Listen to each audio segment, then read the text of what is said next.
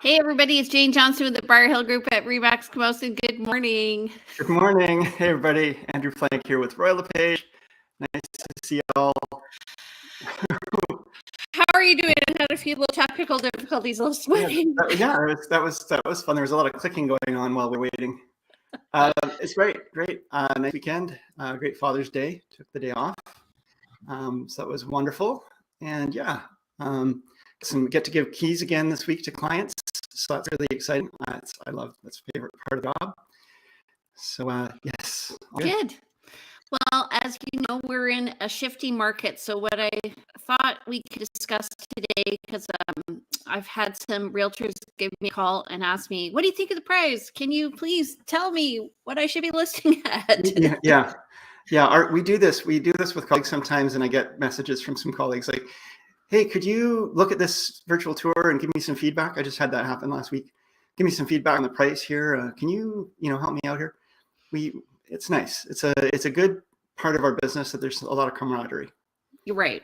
So what we're going to do today is we're just going to, first of all, I just want to say, like, when we go to do a listing and somebody tells us they want their house price, it's not like the price just comes to us like that. There is some science that goes behind it, and we're doing some research in behind the scenes. And so it's not like it's going to come pie in the sky. Price is not, there's no way anybody can really come up with the, a value that's the exact price or value of your home. All we can do is come up with a recommendation of price based on, what we think will bring the most buyers through and get the most activity and result in the highest price negotiated. But it doesn't mean that that's the value of your home exactly. Right. You're going to be talking about strategy. So what do you want? How much activity do you want? How fast do you want to sell your house? All that is important to us when we're pricing your home. So we're looking at your motivation as well as any buyer's motivation and where's the market going. Yeah. Okay, but let's do the stats this week. So I'm just going to add this to the stream here. One day I'll get this. Well, thank you, Jane, for being the keyboard and the mouse over there. Squeak, squeak. Yeah. Okay, we're going to compare last week to this week. Just because we're in a shifting market, it's important to sort of see. We started adding this as like throwing the last week in as well when we do this review, so we can see how things have maybe moved a little bit, where the needle has moved. So week over week, Market Watch, we had 323 new listings last week compared to 319 this week from June 13th to Call that a wash, eh? That's a wash. Yeah. Pendings are up. Yay. Yeah, so 140 last week versus 165 this week. So still, on the about half margin there for listings versus sales. But this is a time of year where we do tend to get more listings, but we should be seeing good sales too, because there's been such low inventory. But with this increase, I'm finding buyers are pausing, and this is what we're going to be talking about. Price decreases, again, a little bit less in terms of price decreases, eh? Yeah, but that makes sense if there's more going pending. Yeah, right. I have seen some price increases. In fact, today I saw one. I'm looking in the South Oak Bay area, and it was $100,000 more. They raised their price $100,000.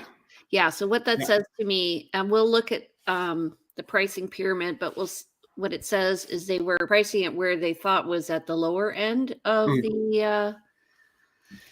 the market, and they have decided it's going to be at the upper end so that they can get the price they want. And this is not a good strategy. They may have priced lower to try to get a lot of activity and in their hope that they would get multiple offers above that price. But the market didn't cooperate with them. So now they're saying to their realtor, look, we actually don't want to sell for this price. And if we just keep it low, that's all we're going to get offers at. So we're not interested in selling unless we get this price point. So the realtor is going to say, well, okay, then we've got to put it at that price point.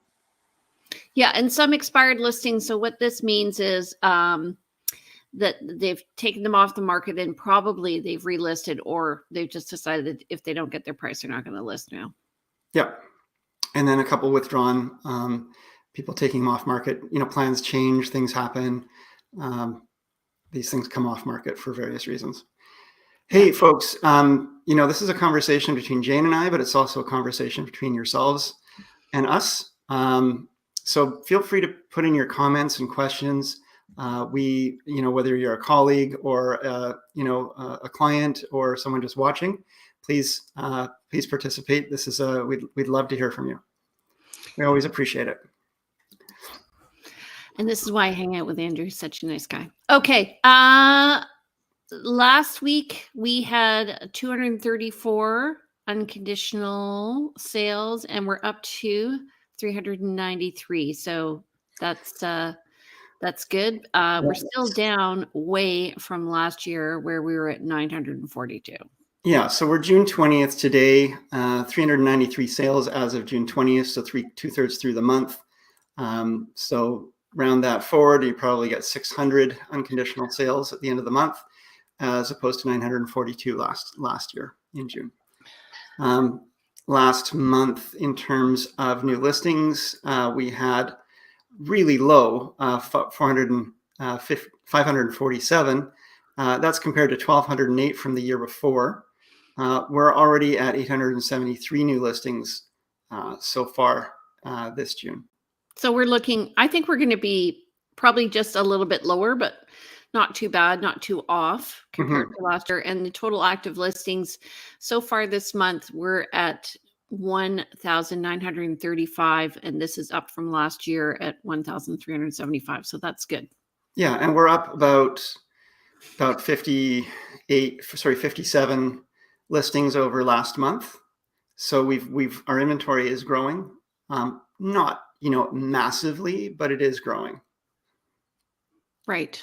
You're looking at last week. Yeah, sorry, active listings. Last week's new listings were up 57. Did I say last month? Yeah. We're up 50. Oh, okay. So 57 in a week is still a fair bit. Yeah. Correct. Okay. Yeah. So, it didn't show up the way I wanted it to, but anyway, over the past 2 years, what we've been seeing is we list down here below market value. And so we're talking on this, where's below market value? In the blue there? Is that what you're talking about? Yes. Let's just help the folks who are, okay. So we've got a pyramid here. If you're listing at below market value, you're kind of in the blue. The orange is kind of market value, and above that is above value. Right. Okay. So above value is where the sellers want you to sell at. Buyers, where you're going to be going over is market value. So how we define market value is the price the buyer's willing to pay and the seller's willing to let it go at. That's what they say. I don't want to let it go. Right. So if you had a Venn diagram, which is those overlapping circles, and that's what this diagram on the left is actually, is where you're saying like buyers are prepared to pay within a certain range of value, sellers are willing to sell within a certain range of value. If there is an overlap, you will be able to affect sales. Right. So over the past 2 years, what's been happening is as the market kind of skyrocketed, I think it took a lot of listing agents kind of by surprise. And so they were listing at where they thought was the market value. And they were listing at the low end because there was a lot of optimism from buyers. Buyers were overpaying, were paying over the list price. And why were they doing that? Because they were optimistic that the market was going to go up. So now with the change in the interest rates, what's been happening is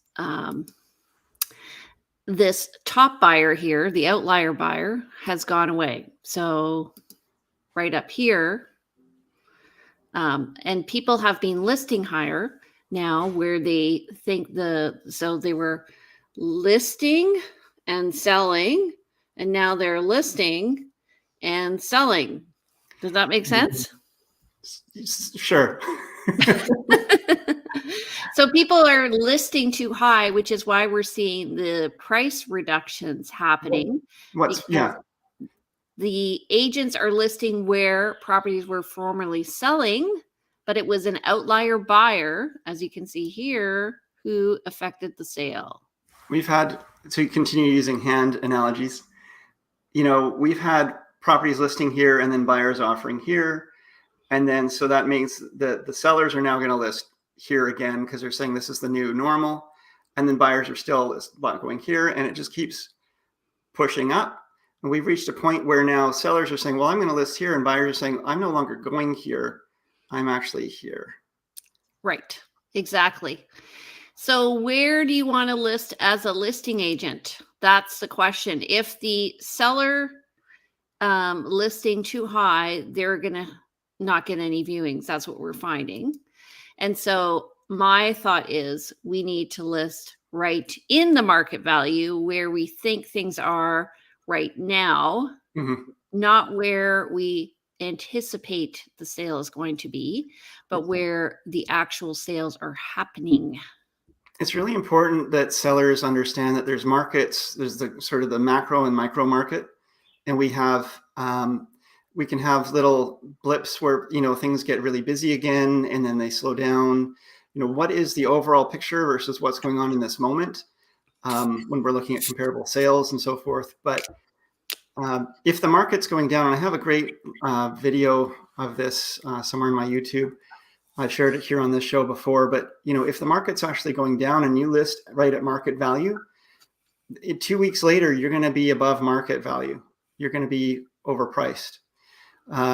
So it's really important to understand your motivation, your timing. If you need to be sold within the next 3 months or so, you need to be having a conversation with your realtor about, what can we do and how do we keep our market price in real time, and look at the overarching picture of what the market's doing as well when you're making your plans for pricing. Can I just say, it just really bugs me that did not, this is how it's supposed to show up. So I'm just a little irritated. Show up well. But anyway, PowerPoint. It's okay. We got it. You get the point here that where you cannot expect to list up here at the top where that red star is, because if you're listing too high, you're going to miss a market. So I call these unicorn. You're looking for a unicorn buyer. You're looking for something that really doesn't exist or exists very, very seldom or randomly. If you aren't willing to sell for less than well above market value, some agents will list your home. Agents like inventory. They like to have properties that gather inquiries, but they're realistically, your home will not have a very good probability of selling. So it's, then that can be frustrating for you and frustrating for everyone else. So it's just important to understand, if you do plan, if that's your strategy is to get above market value, then everyone really needs to be on the same page around that. And it can happen, Jean's not saying actually it won't happen. It can happen, but the chances of it happening are so low that it's probably not worth an agent's time and money from the perspective of they're actually going to make a sale out of working with you, and it's just going to be frustrating for everyone involved. And okay, so here's a great example. On the weekend, I was working with a buyer, and we went to look at a property. And as we were looking at it, I was looking at the sales, and this was exactly what had happened. So list, I'm not going to say which property it was, but list and then sale. And then we were looking at the next listing that had come on, and a very comparable property, and it was listed where the other one sold at. And they had actually done a price reduction back down to the listing price of the previous listing. So they'd come down $40,000, and we came in and we got another 10 off. Right. The other thing is, going back to well done, Jane, but going back to the prior pyramid where we talk about those unicorn buyers, and we see that sale price that's maybe up at the top of the pyramid. When you're working with a seller and you're looking at the recent sales and you're giving advice, you're going to be pulling that sale as well and saying, well, this home up the road sold for this, and that's the most recent sale. That's the most recent comparable. And you may not recognize that it's a unicorn sale. right? Right. But the seller's going to say, I want what those guys up the street got. I won't take a penny less because otherwise I'm selling my place for too little and you're not doing your job. But little do we know that that place went to multiple offers, but the person who bought it, their children need to go to school in that area, or they have a neighbor, their best friend lives right next door, or these people just sold their home in Vancouver for, way more money than they ever anticipated, and have, $100,000 more money to play with than someone local, and just are tired of looking. So, and that's the buyer that every seller wants to find. But again, it doesn't happen very often. Right. So this is just, I use this graph. It's actually, I think, in our standard sort of market. Yeah. So if you're looking at where the market value is and you're pricing too high, what's going to happen is when you do a price drop, you're not going to find any more activity. Then once you get to market value, you're still not going to get any activity. Then you have to reduce it some more. And you actually end up doing the seller a disservice by listing too high. So really, you got to stick to your guns, people. What you're doing here is, when you price above market and you sit at that price for a period of time, you want to bring that back. What you're doing there is selling day old bread. People are going in and saying, why am I paying full price for this when it's been on market for 2 or 3 weeks? I don't want to be the bigger fool. If nobody else has bought it yet, why should I be buying it at this price? And so even if you bring it down to market value after it's been on market for whatever the market is feeling is an adequate length of time or over length of time, buyers who see a property that's been on market and sitting are going to say, well, there's something probably wrong with it. So I don't want to, again, be the bigger fool. And what ends up happening is you get less than you would have if you'd listed it at market value right off the bat. So do you want me to show you what I do with when I'm looking at pricing? Spill. Let's see. Okay. Are you guys ready? Are you ready to rumble? So exciting, folks. You're so funny. Okay, let me just get in here. So I'm going to share my tab here.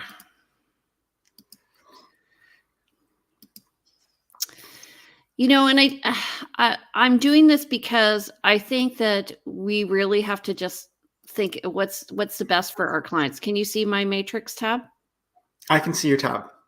Okay, so I'm always looking at current and pending. And let's say we're looking at something in Langford, which is a very popular market right now for single family homes. And I'm going to look at the current and pending for the past 30 days because I want to see what's just sold in the market in single family homes. And I'm going to do just one kitchen here. Okay. Because if I do 2 kitchens, you see I get a different number, 74. So I just want to do one kitchen because this is comparable to Are you trying to compare on a home that has 1 kitchen? Yeah. Yeah. Okay.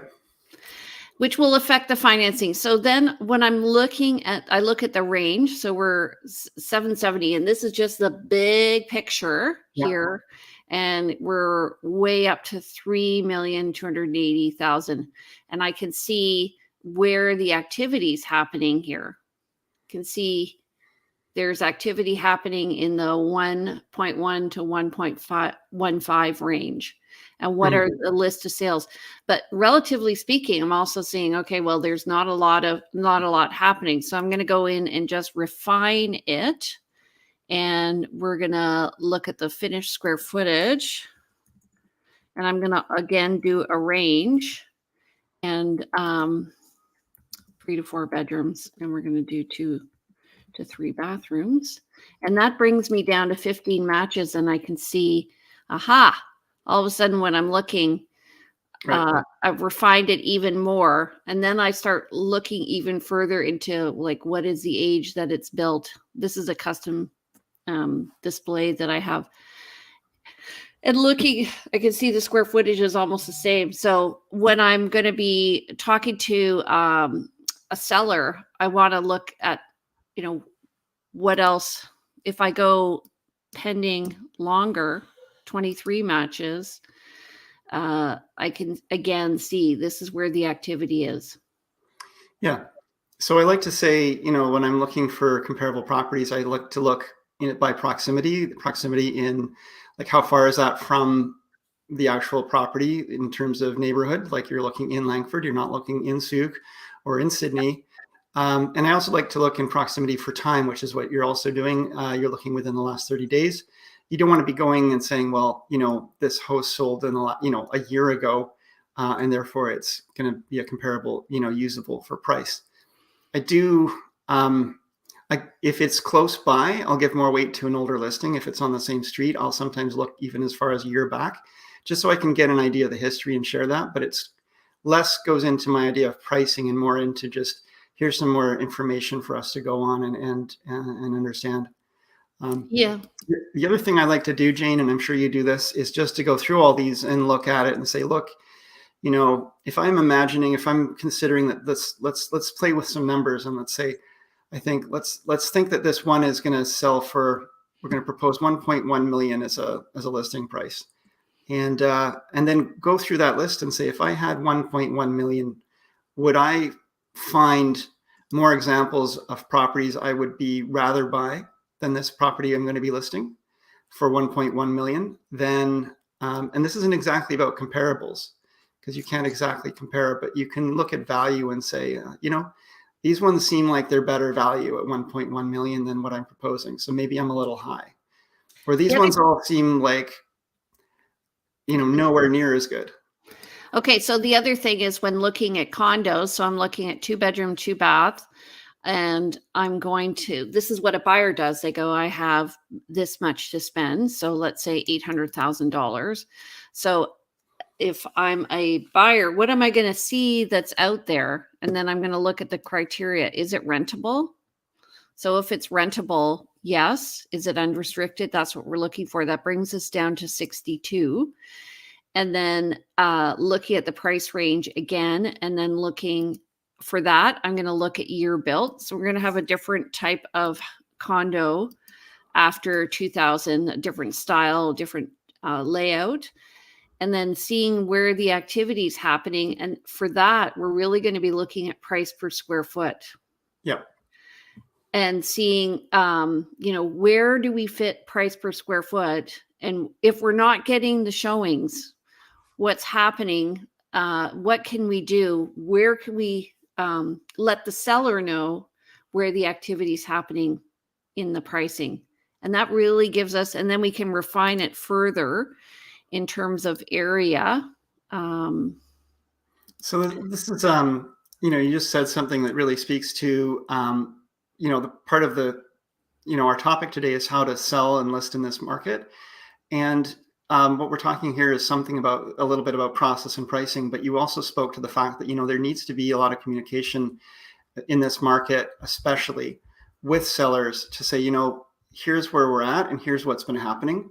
So we can make course corrections, we can make changes really, really in real time as quickly as possible. So it comes down to feedback and communication.